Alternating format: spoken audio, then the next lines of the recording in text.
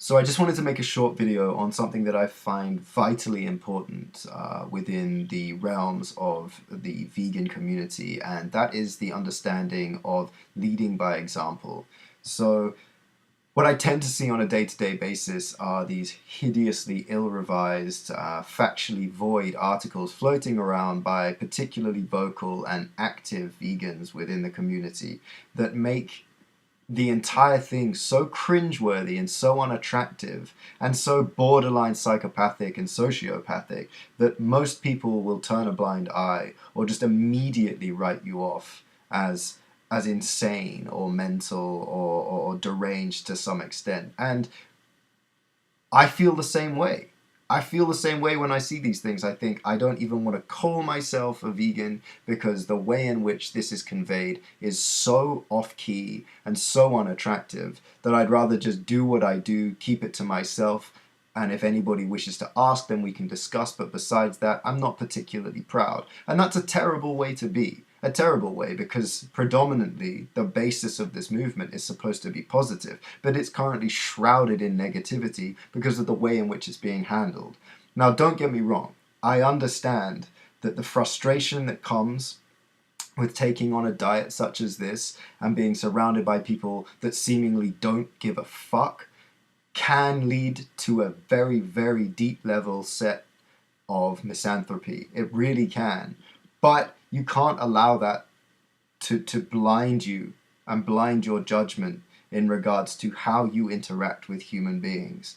It's disgusting to see the way in which people are accusing others of being rapists and murderers and so many other hideous terms. I mean, these are deeply, deeply negative terms that you simply can't use when referring to another human being who actually is just none the wiser. It's not like they're actively going out of their way to do these things. It's just part of the culture within which they were raised. And you immediately branding them as this thing is doing nothing for their interest in wanting to know more. In fact, the moment that you tell someone that they are something that they clearly are not, they're just lost perhaps, or ignorant through no choice of their own, suddenly you've got this one person in this corner throwing information at them that's factually void for the most part, or very, very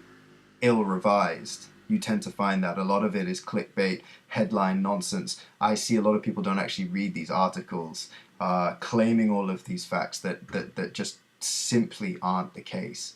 And suddenly the entire community starts to sort of look like a huge joke. And it shouldn't do. It should be enticing. It should be inviting to everybody, but it's not. And that's a travesty. It shouldn't be embarrassing. I don't want to feel embarrassed when I call myself a vegan, but for the most part I am, so I don't. I use the term plant-based. I know that my friend Tim Sheaf, has posted a video on this particular subject and talking about the basis of pride in veganism, and I totally back that. But I think at this juncture, there's such a dark cloud surrounding that term that the importance of making this video for me was to sort of clear that cloud for myself and make people understand that leading by example is how we will progress as a community and make this more inviting and more educational and more inspiring for everybody. But nobody wants to be the psychopath preacher on the corner. To me, I've always seen that person. I've seen that guy who stands at Oxford Circus and screams down a microphone about the fact that we're all going to go and burn in hell if we don't join his cult. Doing that on the internet in regards to the diet that you choose is exactly the same thing. Exactly the same thing. Nobody's going to want to join your church if you look that sociopathic when you're trying to promote it. Nobody. And therefore, you, as a vegan, because of the minority, represent the entirety of the vegan community at this point. And therefore, everything you do and everything you say has a much larger domino effect than I think perhaps is being taken into consideration. So, wrapping this up, I think the importance here for me is the reflection of certain active vegans, vocal vegans, in understanding and perhaps re-revising their approach to the world on how they're wishing to push the agenda, because it is an agenda, regardless of how you look at it. There are ways of doing this, educational ways, that don't reflect this incessant use of name calling and blaming and deep misanthropy. You simply don't need to use those aisles to educate people further. We've got great documentaries now on huge global scales. Netflix has a number of documentaries that are very pro-veganism that absolutely don't point fingers. They just put a medium, a level platform out there for people to understand.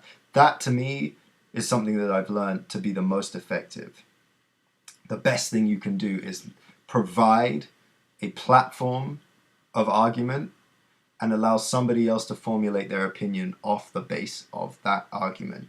You give them the facts here, you give them an ultimatum here, and you allow them to join the two together. If they don't, they don't. And you did what you could. But that doesn't make them a bad person by any means. Every human being is wired differently. And invariably, there will come a point where we cannot sustain. That point is now, but there will come a point where it's so impossible to sustain that by no other choice, they will have to find themselves coming down this alley. But pushing something that unattractive, that negative towards people is just absolutely not going to work in regards to allowing people to further explore what could be an incredible, beautifully positive movement, and probably once was. I hope that this is understood to some extent, and I appreciate your time. Any questions, leave them in the comments below.